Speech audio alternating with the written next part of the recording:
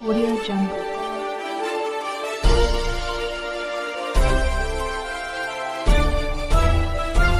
Audio Jungle.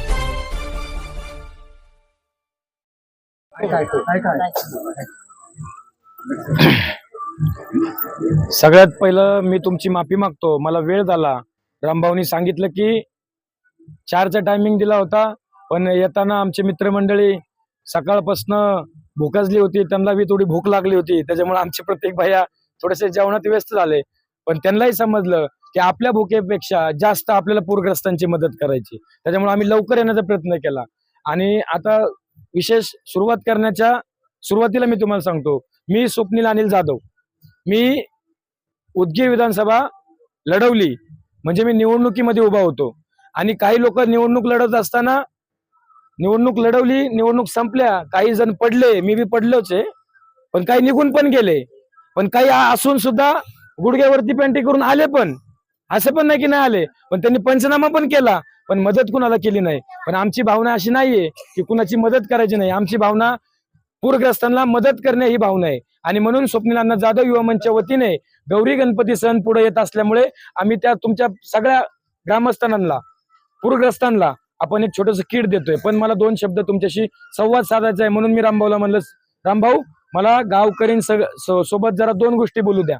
तर त्या 2 गोष्टी अशा आहेत, निसर्गाने जी आपत्ती आपल्यावर आणली होती त्याला आळा घालण्याचं काम आपल्या सामान्य लोकांकडे नाहीये, किंवा निसर्गाने जे आपल्याला संकट दिलंय ते आपल्याला त्याला थांबू शकत नाही, पण त्याला आपण एक कुठेतरी संघर्षमय आपण करू शकतो. त्याच्यामुळे आपण एक सरकार स्थापन असतं आणि त्या सरकारमध्ये मुख्यमंत्री असतात, प्रशासन असतं, अधिकारी असतात, हे सगळेजण त्या प्रशासनाला मदत करत असतात. मग तशीच घटना आपल्याकडे 15 दिवसा अगोदर आपल्या बोरगाववर आली. आणि त्या बोरगाववर आल्यानंतर कलेक्टर असतील, डेप्युटी कलेक्टर असतील, तहसीलदार असतील, सगळेजण इथं उपस्थित झाले. पण केली का तुम्हाला कोणी मदत?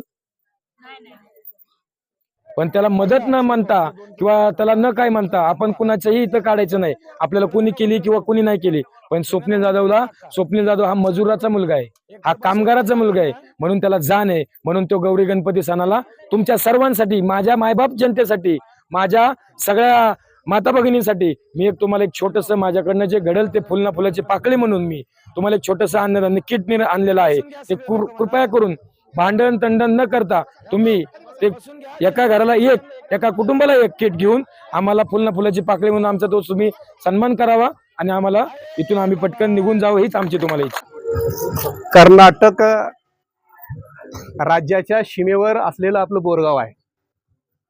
महाराष्ट्र राज्यातील कर्नाटक सीमेवर वसलेलं बोरगाव बुजुर्ग या गावामध्ये 17 ऑगस्ट 2025 रोजी मध्यरात्री मोठ्या प्रमाणामध्ये महापूर आला. महापूर आल्यानंतर गावचं अतोनात नुकसान झालं. कसं झालं, का नाही, हे फक्त सर्व निसर्गाची देण आहे. नैसर्गिक आपत्ती आहे ही. मग हे चालू असताना अनेकाचं नुकसान झाल्यानंतर अनेक जण आपल्या गावाला पाहणी करण्यासाठी आले. शासन आलं, प्रशासन आलं, जिल्हाधिकारी, आमदार महोदय आले. येऊन आपलं जे काही नुकसान झालं ते सर्वे झाला, परंतु अद्यापही आपणाला कोणतीच मदत मिळाली नाही. मग हे ज्यावेळेस आपल्या बोरगाव गावाला कोणतीच मदत मिळाली नाही असं समजल्यानंतर या उदगीर तालुक्याचे युवा नेते स्वप्नील अण्णा जाधवला कळालं की बाबा त्या गावामध्ये एवढं प्रशासन गेलं, शासन गेलं, त्या माणसाला घरामध्ये पाणी शिरलं, अन्नधान्याचं नुकसान झालं, अनेकांचे ज्वारी वाहून गेल्या, भिजून गेल्या, पीठ भिजून गेलं, डाळ भिजून गेली, सोयाबीन वाहून गेलं, प्रत्येकाच्या घरामध्ये पाणी शिरलं, पाणी शिरून पडझड झाली घराची, घर आता पडायला आल्यात, तरीही अद्याप भया कुणाची बी शासनाची आम्हाला मदत मिळाली नाही. तुम्हाला गावच्या वतीनं तुम्ही एक युवा नेतृत्व आहात, तुम्हाला तुमचं काम आम्ही बघतो. या पत्रकार नात्यानं तुमच्यासोबत माझा चांगला संबंध आहे.